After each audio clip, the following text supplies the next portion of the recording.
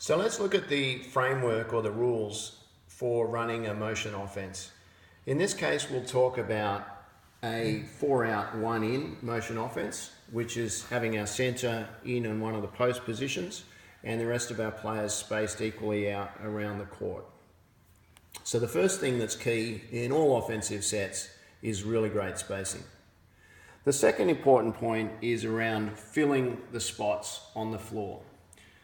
So let's look at that. And here there's some important terminology for the boys to understand. These guard positions here shown with the 1 and 2 are often referred to as the slot positions in a motion offense. Similarly, the positions out here are called the wing positions, where you can see the 3 and 4 spaced out. And as you get further down the court, that's the short corner or the corner positions on the court.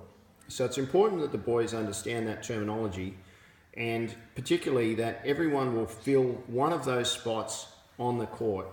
Quite often they'll fill all of those spots on the court during the course of the motion offense, and sometimes more than once. It's also important to understand, for all the boys to understand, where the center would play, the 5 position. And in a 4-out, 1-in motion offense, the center will rotate between each of the low post positions on the floor and also the high post positions on the floor, depending on where the ball is and the type of structure of the offense that we're running. So it's important, while that primarily applies to Jordan, Tahi and Marcus, who will usually be playing in our 5 position, it's important that all the boys understand that for efficient running of the motion offense. Okay, so that's how we'll set up. That's the importance of spacing and about filling each one of those spots on the floor. Let's now talk about how we do that. And there's 2 important things for the boys to remember in efficiently running this offense. And these are important rules or guiding principles to remember, so that we have people in the right space and on the court at any one time. I'm sure you've all seen examples of motion offenses where all the kids are running around and everyone ends up in one part of the court all at once, with the ball coming and other kids coming, and it all becomes quite congested. We'll try and run it in a little bit more structured way on that, so that we maintain great spacing, and that'll give us chances to score. And in fact, speaking of chances to score, let's talk about the objective, the end objective of running a motion offense, which is ideally to get good open looks from close to the basket, which we'll quite often get by boys with the ball slashing and driving through the space that we've created in the key from the motion offense, and by putting the defense off balance or out of place by running our motion offense. Often you'll find that the defense gets lost and 2 players follow one defender out to one of the wing positions, and all of a sudden we've got someone wide open underneath the basket for a layup. Similarly, if we do this well, we'll be dragging the defense out towards the 3-point line a lot. And as they're moving in that direction, it's a great opportunity for one of these positions to catch the ball and quickly move towards the basket for an open layup and score, or for a dish to our 5 position to get a little short jump shot or a little open layup. The other thing that's worth remembering here, and a key rule for the boys to remember anytime they're in a motion offense, whether it's in the Blazers or any of the teams that they play in, is that you would expect the defenders to play like this. But sometimes the defenders will start to get a sense for the passes coming in a particular direction, and they might start to overplay. And you can see if the 3 has the ball here, and the defender on the 1 position is overplaying, anticipating the pass and trying to make an interception for a steal, the person in this position should immediately cut to the basket. Whenever someone overplays you, the rule here is that you immediately cut to the basket. Don't even think about it, just go, back cut, and then the 3 would pass in this instance, and we should have an open layup there. And that applies to any position on the court. If the position next to you, let's say the 4 has the ball here, and if the defender on the position next to you is overplaying their man, that means the position here, the 2 position, should immediately cut to the basket and look for the pass from the 4 for an open score. In that situation, it's also worth mentioning that whenever the ball's on this side of the court, our 5 position should be playing over here. And whenever the ball is on this side of the court, our 5 position should be playing over here. So there's a couple of just simple guiding principles to start. The 5 should be on the other side of the ball. And if your defender overplays you at any point, you immediately cut to the basket and look for the pass. So a couple of things to think about there. Okay, let's now talk about the 2 important guiding principles of a motion offence as to where you should go once you've passed the ball.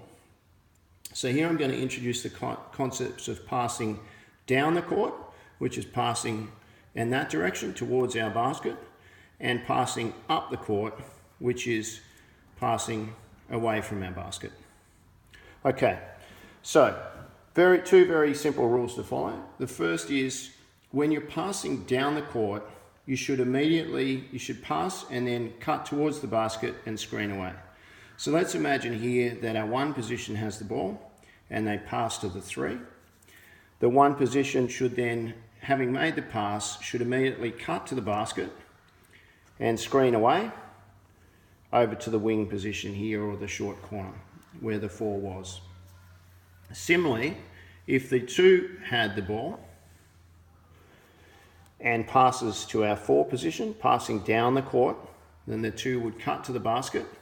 In that case, the 5 would be here. The 2 would cut to the basket and then end up over here in the short corner or the wing position, filling those slots. So very important to remember, when you're passing down the court, you cut to the basket and screen away from the ball. So if the ball screening away means the ball's over here, well, you're ending up on the other side of the court. Okay, so that's the first important rule to remember. The second thing is, let's say the 2 has made that pass down to the 4. The 4 has the ball now.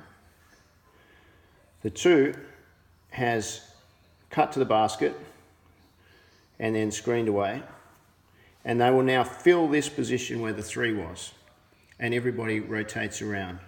So the 3 goes to where the 1 was, and the 1 fills the position where the 2 was. And each of those positions on the court is now occupied again.